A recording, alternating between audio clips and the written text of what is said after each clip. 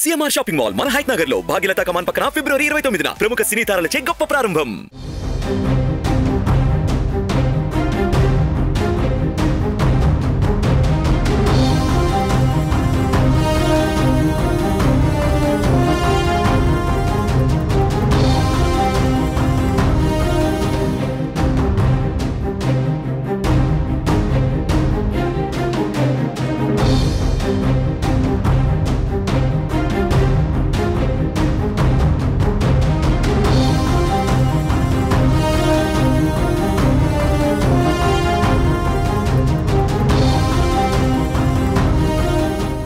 ప్రకాశం జిల్లాలో అధికార పార్టీకి గట్టి షాక్ తగిలింది. వైసీపీకి రాజీనామా చేస్తున్నట్టు ఒంగోలు ఎంపీ మాగుంట శ్రీనివాసులు రెడ్డి ప్రకటించారు.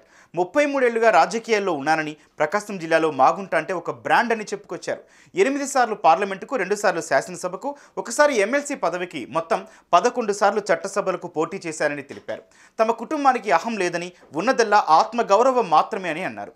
వైసీపీని వీడటం బాధాకరమే అయినప్పటికీ తప్పడం లేదని అన్నారు. ఆత్మాభిమానాన్ని చంపుకోలేమని చెప్పారు. ఒంగోలు ఎంపీ బరిలో తమ కుమారుడు రాఘవరెడ్డిని నిలపాలని నిర్ణయించామని తెలిపారు. మాగుంటను వైసీపీ హైకమాండ్ దూరం పెట్టిన సంగతి తెలిసిందే.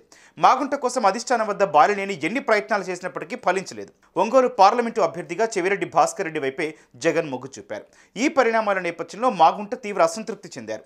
ప్రస్తుత పరిస్థితుల దృష్ట్యా పార్టీకి రాజీనామా చేస్తున్నట్టు ప్రకటించారు. ఇన్నాళ్లు తనకు సహకరించిన సీఎం జగన్కు కృతజ్ఞతలు తెలుపుతూ పార్టీకి గుడ్ బై చెప్పారు. కాగా వచ్చే ఎన్నికల్లో తన కుమారుడు రాఘవరెడ్డి ఎన్నికల్లో పోటీ చేస్తారని మాగుంట ప్రకటించారు. ఎన్నికల్లో మాగుంట కుటుంబం ఒక నిర్ణయం కూడా తీసుకున్నది. మా వదినమ్మ గారు పార్వతమ్మ గారి ఆశీస్సులతో కూడా మా తనయుడు అబ్బాయి మాగుంట రాఘవరెడ్డి గారిని నెక్స్ట్ ఎలక్షన్ లో ఒంగోలు ఎంపీ కూడా పోటీ చేయాలనేది ఒక నిర్ణయం కూడా తీసుకోవడం కూడా జరిగింది.